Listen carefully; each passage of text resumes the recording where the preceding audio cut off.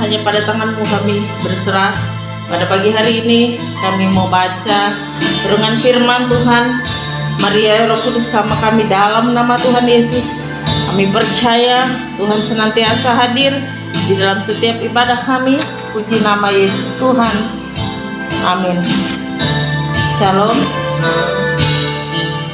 Mari buka firman Tuhan Matius pasal 13 ayat 24 sampai ayat 30. Perikopnya perumpamaan tentang lalang di antara gandum. Setelah itu nanti kita akan baca 36 sampai 43 tentang penjelasannya. Perumpamaan tentang lalang di antara gandum. Yesus membentangkan suatu perumpamaan lain lagi kepada mereka, katanya, hal kerajaan surga itu seumpama orang yang menaburkan benih yang ladangnya. Tapi pada waktu semua orang tidur, datanglah musuhnya mengaburkan benih ladang di antara gandum itu, lalu pergi. Ketika gandum itu tumbuh dan mulai bergulir, nampak jugalah lalang itu.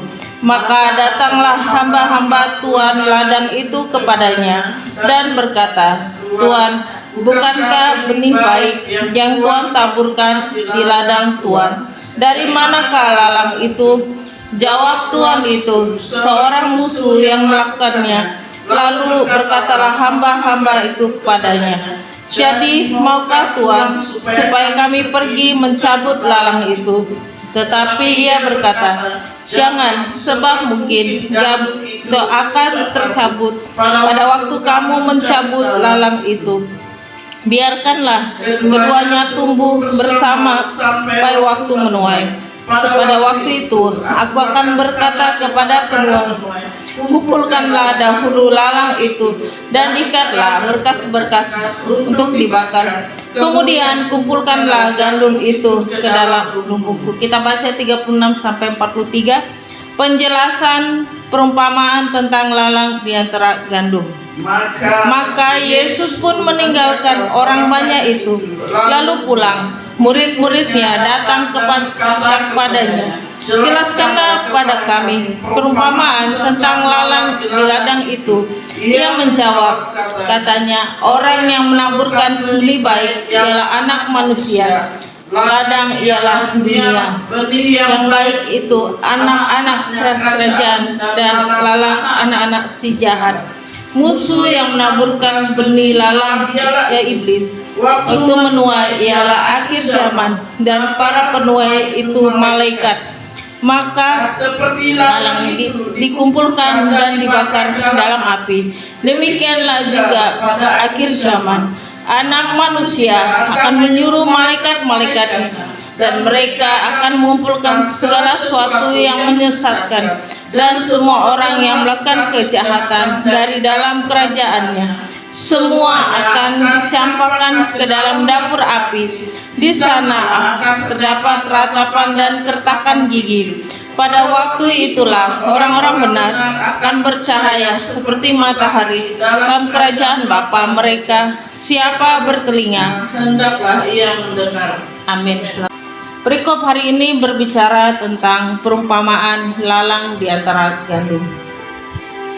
Tuhan Yesus memberikan sebuah perumpamaan kepada murid-muridnya bahwa di dunia ini tidak hanya hal yang baik yang ditaburkan, tetapi juga hal yang tidak baik atau hal-hal yang jahat dan hal-hal yang buruk.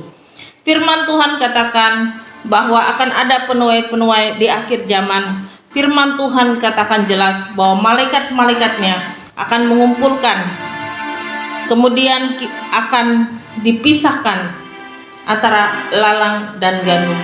Pertanyaan bagi kita mau jadi hidup seperti lalang atau hidup seperti gandum? Lalang dan gandum itu hidupnya bersama, di mana ada yang baik, tentunya di dunia ini ada juga yang jahat. Tapi firman Tuhan katakan bahwa yang baik itu berasal dari Anak Manusia, yaitu tulisannya besar, artinya Yesus Kristus.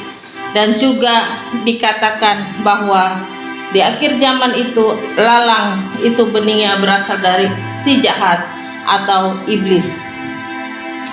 Dan penuai itu adalah para malaikat-malaikat Tuhan yang diutus untuk menuai pada akhir zaman ini. Ingatlah bahwa kita akan dipisahkan antara lalang dan gandum. Ketika kita di dalam hidup dalam kebenaran, maka kita adalah gandum. Tapi ketika kita hidup dalam kejahatan, maka kita adalah lalang. Dua-duanya sama-sama tumbuh di satu tempat, satu ladang, tetapi ketika dituai akan dibedakan. Firman Tuhan katakan bahwa lalang akan dicampakkan di dalam dapur api, terdapat ratapan dan kertakan gigi. Sedangkan orang-orang benar akan seperti bercahaya dan juga seperti matahari dan dalam kerajaan Bapa. Inilah firman Tuhan pada hari ini. Oleh sebab itu, ini akhir zaman, Tuhan akan segera datang. Kita belajar untuk menjadi pelaku-pelaku firman Tuhan agar kita hidup seperti gandum. Jangan seperti lalang yang hidupnya sesuka hati sendiri, tidak mau ibadah, tidak mau datang kepada Tuhan. Akhirnya hidup kita diporak-porandakan oleh si jahat atau iblis. Karena ingatlah, iblis datang untuk mencuri, membunuh, dan membinasakan. Tetapi Tuhan Yesus datang untuk memberikan hidup yang kekal bagi siapa saja orang yang percaya membuka hatinya untuk kerajaan Injil, untuk Tuhan Yesus Kristus. Tidak sia-sia hadir ke dunia ini dan di dalam hati saudara dan saya. Hari ini adalah hari pencurahan Roh Kudus, tepatnya tanggal 8, dan kita akan masuk perjamuan kudus bersama. Dan hari ini kita belajar untuk kita menjadi berkat di antara orang-orang di luar sana.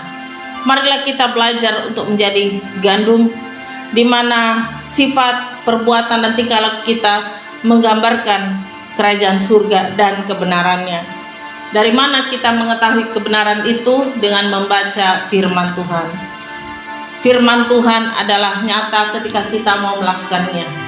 Perkatakanlah firman Tuhan itu di dalam setiap hidup kita dan di dalam doa-doa kita. Sebutkanlah doa Bapa kami, sehingga kita semakin didekatkan kepada anugerah Tuhan yang besar.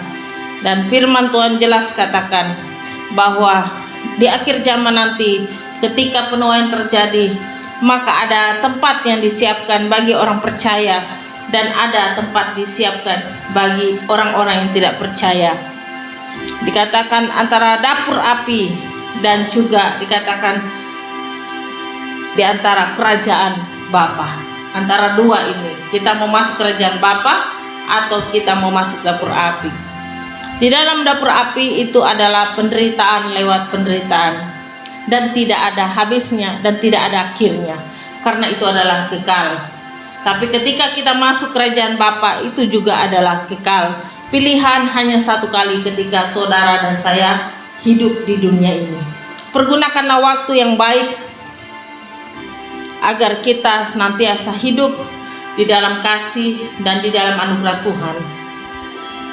Mari kita belajar bersama-sama untuk hidup di dalam kasih dan anugerah Tuhan. Dan saya percaya Roh Kudus akan menuntun kita agar kita lebih mengenal Dia secara pribadi. Kenalilah Tuhan secara pribadi, bukan hanya dengan perkataan orang, bukan hanya karena dengar kesaksian orang, bukan hanya karena dengar khotbah yang ada saat ini, tetapi kenalilah Tuhan secara pribadi. Maka kau akan kuat menghadapi persoalan-persoalan yang saat ini datang silih berganti di dalam hidup saudara dan saya. Ingatlah, ketika lalang dan gandum hidup bersama, tidak mudah bagi gandum untuk bertahan. Lalang tentunya akan mempersulit jalan-jalan yang ada, tetapi ketika kita punya kekuatan iman, maka kita akan tetap jadi gandum. Ketika kita lemah dan kalah, kita mengikuti di dunia ini, maka kita akan jadi lalang. Oleh sebab itu, kesempatan hanya datang satu kali ketika saudara dan saya masih bernapas di dunia ini. Ketika kita meninggalkan dunia ini, tidak ada pilihan lain karena semuanya sudah tercatat. Oleh sebab itu, jika kita mau sama-sama masuk kepada kerajaan Bapa, marilah kita memiliki sifat dan karakter, dan juga kita menghidupi firman Tuhan di dalam kehidupan kita sehari-hari. Marilah kita belajar, karena tidak ada orang yang langsung hebat dan pintar di dunia ini. Semuanya adalah belajar segala sesuatu. Mau membuka hati, mau melakukan perbuatan yang baik, bahkan hidup dalam kebenaran, jauh lebih tinggi daripada hanya sekedar berbuat kebaikan. Di dunia ini ada orang yang berbuat baik, tetapi dengan tujuan-tujuan tertentu kepada orang lain. Tapi kebenaran lebih daripada itu. Esensinya lebih tinggi kebenaran. Oleh sebab itu, kalau kita hidup dalam kebenaran, pasti kita akan hidup dalam hal-hal yang baik. Ingatlah bahwa sebelum Tuhan Yesus meninggalkan murid-muridnya, Dia menjanjikan Roh Kudus di dalam hati saudara dan saya. Dan hari ini Roh Kudus itu tercurah. Kita sudah melakukan doa puasa selama 10 hari sampai hari ini. Dan kita bersyukur tetap dalam bimbingan dan tuntunan Roh Kudus. Mari kita belajar bersama-sama untuk hidup menjadi gandum. Sekali lagi, pilihan di tangan saudara dan saya. Tidak ada kata terlambat ketika saudara masih bernapas di dunia ini. Karena ketika kita mengakui dengan sungguh-sungguh dan mau bertobat, Tuhan pasti akan menerima kita sebagai anaknya kembali. Mari kita belajar bahwa kita ini bukan siapa-siapa tanpa Dia. Maupun kita hamba Tuhan, maupun kita seorang majelis, maupun kita gembala, wakil gembala, maupun jemaat, semua sama di hadapan Tuhan, saudara. Kita hanya melakukan tugas kita masing-masing menurut apa yang Tuhan percayakan. Oleh sebab itu, jangan pernah menyanyiakan kepercayaan Tuhan kepada kita. Maupun kita belajar jemaat menjadi pendoa-pendoa syafaatnya Tuhan sampai hari ini. Jemaat boleh banyak, tapi pendoa syafaat bisa dihitung. Karena apa? Menjadi pendoa syafaat itu tidak mudah. Harus meninggalkan kedagingan, harus mengutamakan Tuhan, berdoa. Dan dimanapun berada harus ingat takut akan Tuhan. Tidak mudah saudara untuk melakukannya, tetapi Roh Kudus akan menolong saudara dan saya. Mari kita kembali pada masing-masing panggilan kita, dan kita merenungkan pada hari ini. Roh Kudus senantiasa untuk menguatkan saudara dan saya, agar di akhir zaman nanti ketika penuaian tiba, kita berada di dalam kerajaan Bapa.